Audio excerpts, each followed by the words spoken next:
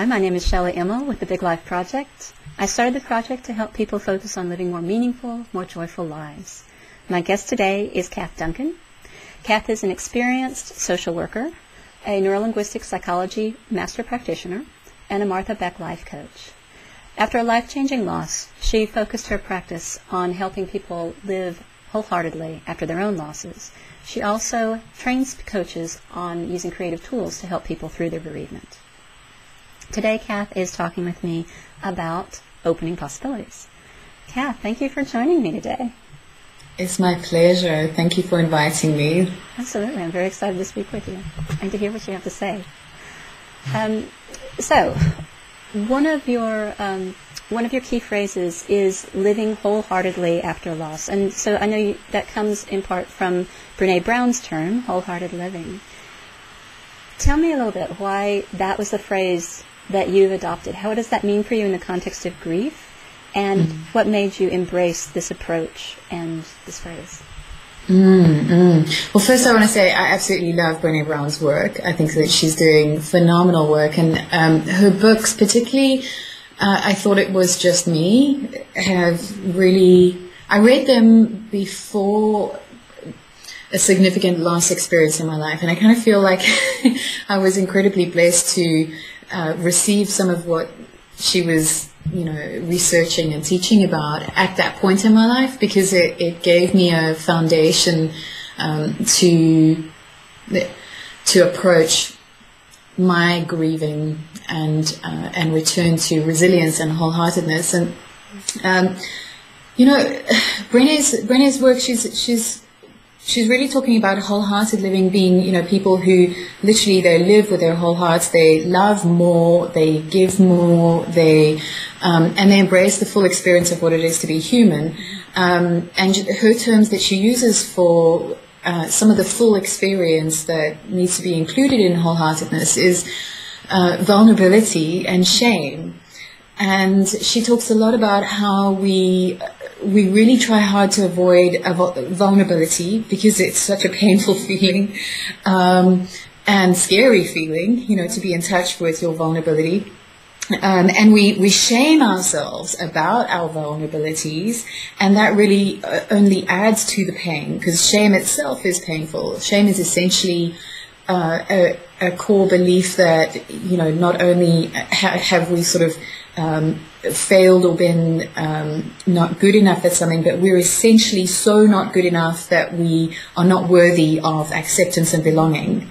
And so that sense of disconnection that we end up with, not allowing ourselves to be worthy and to belong, that cuts us off from so much possibility for love and connection and resourcefulness. So I love her perspective of wholeheartedness that says, essentially life is a mixed bag. Some of it is awe-inspiring, and some of it is awful.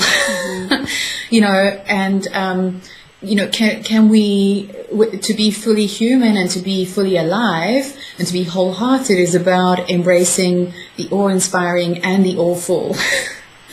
And having that full experience. And, I think particularly in the modern Western world, we're so keen to clean stuff up, to make progress, to be making better, nicer, faster, and like we really have a problem with messy, with vulnerable, with anything that's vaguely sort of out of control. And so we run around trying to do quick cleanup jobs and, either cut off, get rid of, try to deny, avoid, split off that stuff, or hide it, because we might know it's there and we've realized we can't get rid of it, but like hide it. And so we're all busy hiding the messy from each other. And that just reinforces the shame and the idea that life shouldn't be messy. that it should be like happy and peaceful and positive and feel good all the time. And, you know, we look at each other's Facebook pages or profiles, and we see the outside that other people present to the world, and it's, you know, the smiling photographs and the new homes and the, you know, beautiful babies, and everyone looks happy on Facebook. And we compare that with our insides, where, you know, we know that it doesn't feel like that. We know that the truth of life is much more diverse, you know, and that reality and nature is a combination of these so-called positive or good experiences, and also the so-called, you know, bad or negative experiences. And that's the fullness of what it means to be alive and fully human. So, you know, particularly in a grief context, grief is painful. It's some of those so-called bad, negative feelings that come up, and the vulnerability, of course, and that triggers a lot of shame. You know, you notice other people's reactions when they see some of those emotions coming up in you, and you know, and people have varying reactions to it, and you know, not always a compassionate response or a comfortable response. Sometimes it really freaks other people out to see the you know, the vulnerability and messiness of what it is to love and lose. And it scares other people because they realize, oh, you know, it breaks that illusion, and they have to face the fact that they're human too and could love and lose as well. So it puts all of us into you know, scary stuff, like getting in touch with the vulnerability. But really our options are to continue to try to cut off the vulnerable parts and deny them, pretend they don't exist, try to water them down or hide them. But, you know, we're fighting reality and nature, and we're never going to win. Being human involves being vulnerable. And, you know, so what I found in my personal journey, and also with the people that I work with who are grieving and you know, trying to find a way back to peace and love and meaning and all of the feelings that they want again, is that it seems to work better to choose to embrace vulnerability as a part of the full human experience, and that instead of making it a competition between the so-called good feelings and good experiences and the so-called bad experiences, the loss and the grief, we can, instead of an either-or perspective and a splitting of the world like that, we can appreciate that life is full of both experiences, and we can embrace the and. It's both awe-inspiring and awful, you know, at times in different ways. And that embracing of the and, you know, one of the things I see when people don't realize they can have both, and it might sound funny to say it like that, but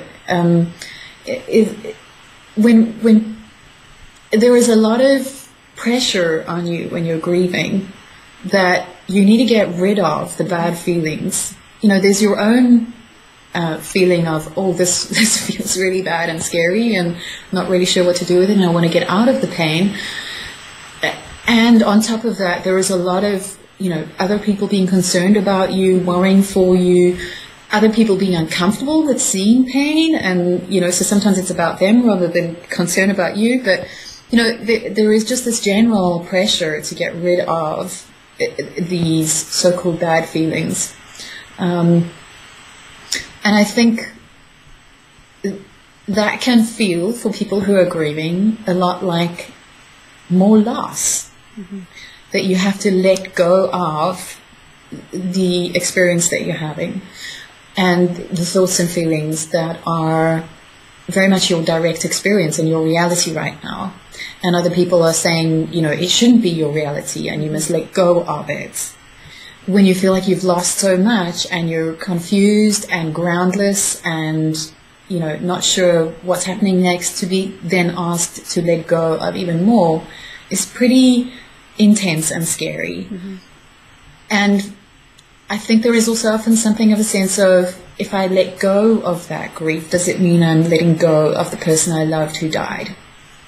And a lot of people, I see a lot of people struggling with that. I struggled with it myself when our daughter died in utero. And, there was a very real sense that, for me, that as her mum, she's impacted my life.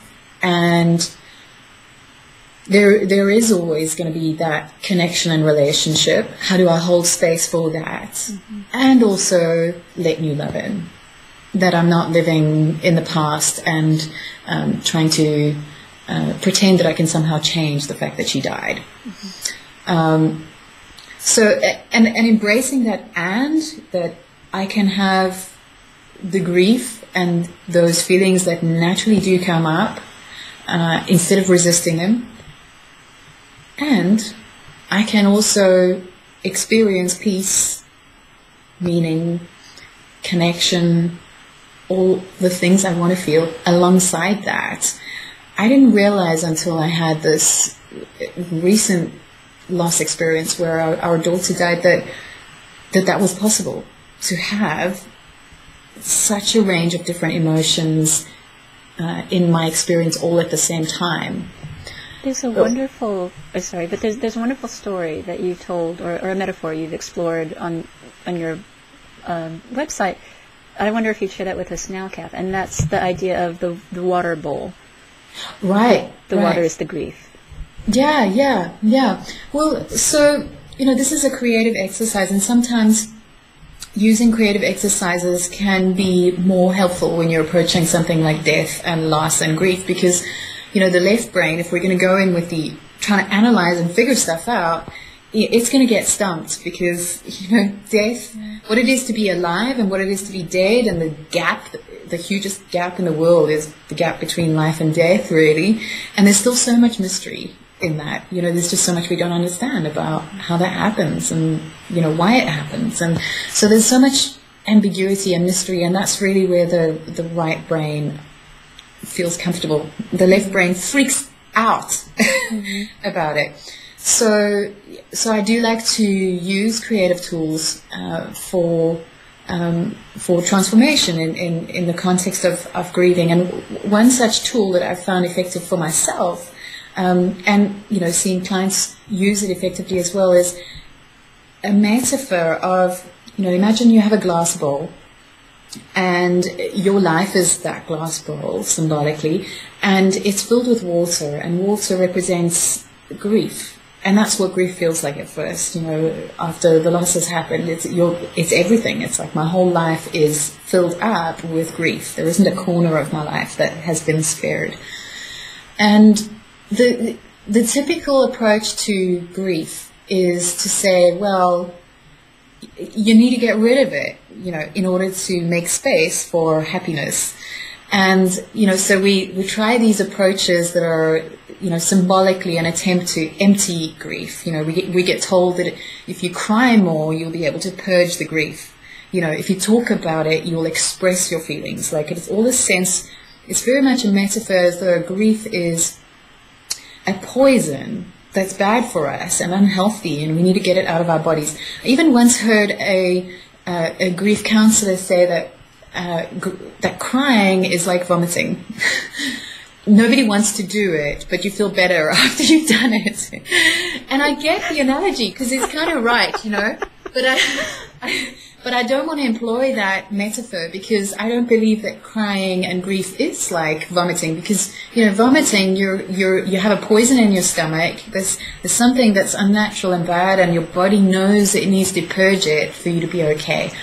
And, I think with grief, it's more a sense of, I don't know, I was trying to think of a better analogy. Maybe, grief and crying is more like the enzymes in your stomach.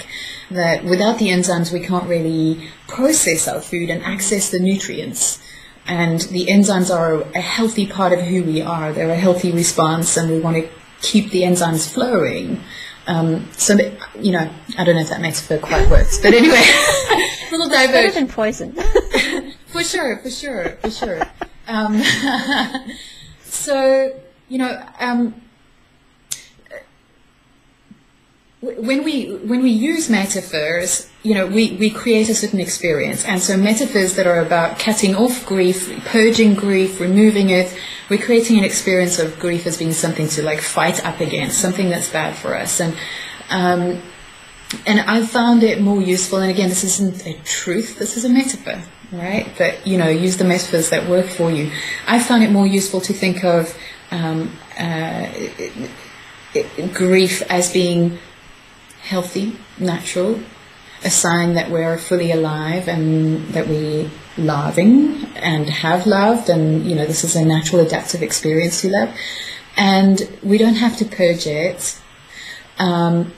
We don't have to try to subtract it from our lives. We can leave it be because it's healthy and natural. But what often happens is that it's taken over our whole lives, and we're not bringing other things into our lives just because it's sort of all-consuming in the beginning. And so we can choose an additive process where we're saying, I'm going to gradually begin inviting what I want to invite into my life. I'm not asking the grief to leave. I'm not fighting the grief. I'm not purging it, resisting it, trying to cut it off. It's there, and it's a part of who I am, and that's okay. But I don't have to wait until it shrinks back before I can have all the other feelings that I want. I can start inviting those in now and start being who I want to be. So the metaphor and the tool that I found useful is to take stones and paint them with values and feelings that I want to invite into my life. And to begin to place those stones into the water, the bowl of water. And, there's interesting metaphors that you can explore then about what happens. What I've found is when I place the stone in the water, in the glass bowl of water, firstly, the water kind of reflected it, and it highlighted different things, and, it transformed the look of what I painted on the stone. And it sort of emphasized it. It reflected it, magnified it when I looked at it from different angles. And, you can play around with the idea of, if it's a glass bowl, looking at, your values from different angles, and what's it like to experience it from different perspectives. And so, and ultimately, I prefer the idea that the water representing grief, it continues to flow between the stones. It subtly changes the stones, but I still have agency over what I bring into my life. And I'm affirming that the water, the grief, is not bad. It's not shameful. And so I can own it. I can let it be a part of my story, part of what I'm creating. But I'm taking agency, creative agency in deciding what I want to create and what I want to bring in now. And so part of it too is, even though you're not necessarily trying to get rid of the grief, the more of these other stones that represent the other parts of life that are in the bowl, grief doesn't consume you, it doesn't overwhelm you and drown you anymore. It's there, but there's so much else as well. Yeah, and I think part of the one of the limitations of this metaphor is that a bowl has a finite size. We don't. Our hearts don't. They expand. And so, I think, if it's helpful to think in terms of the grief, the water overflowing when you place the stones in, and considering, well, what do you want the spillover to be? And, because I think there can be a spillover, that my grief doesn't just change me, it can spill over, and it can change other people even, it can be supportive for other people. Certainly in the fact that my shared vulnerability helps them to realize they're not alone, if nothing else. You've talked about, how scary it is for people after a loss to risk another big loss, which is what happens. If we're going to love somebody, we're going to lose them at some point, or they're going to lose us. One way or the other, there will be loss. And you said, the best course of action to protect your heart is to love as much as possible. Talk a little bit about that, Cath. The human connections and the support and how that opens possibilities. Yeah. So, that feeling of having your heart broken in whatever way the loss has occurred, whether it's the death of a loved one or maybe it's some other form of loss or, permanent failure of health or loss of a job or whatever it may be. That initial pain is it's hard.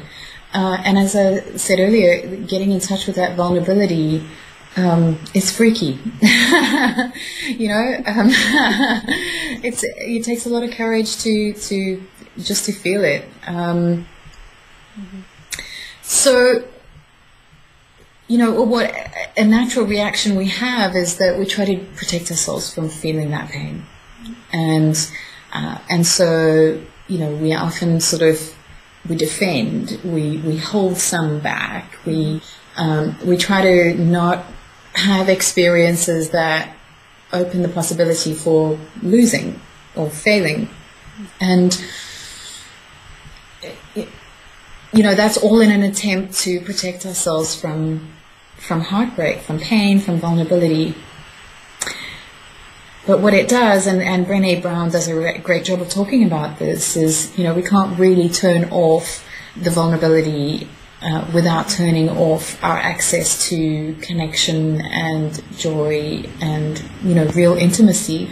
That the nature of love is, as you say, as soon as you're truly loving, honestly loving, well then there's a part of you that would find it really difficult if you lost the person or object of that love that you've given your heart over to. So there is inherent risk and vulnerability in true intimacy. And by intimacy, I mean, intimacy with people, but also intimacy with other experiences in life. When you're fully intimate with, saying, this is what I want in life, this is what I'm creating, and you put your heart and soul and time and energy and money into creating it, and it doesn't work out the way you wanted, that's hard. But we have a choice to either spend our whole lives hedging and defending, living defensively, and we're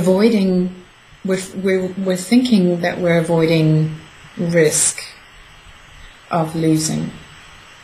But what we're assuring ourselves is not just of risk, but we're actually giving up a bunch of experiences, and we're not recognizing the risk in that, of getting to the end of our lives with all these regrets that we chose not to live those parts of ourselves that really wanted to live. One of the connections I want to make here as well, particularly in grieving, is that when we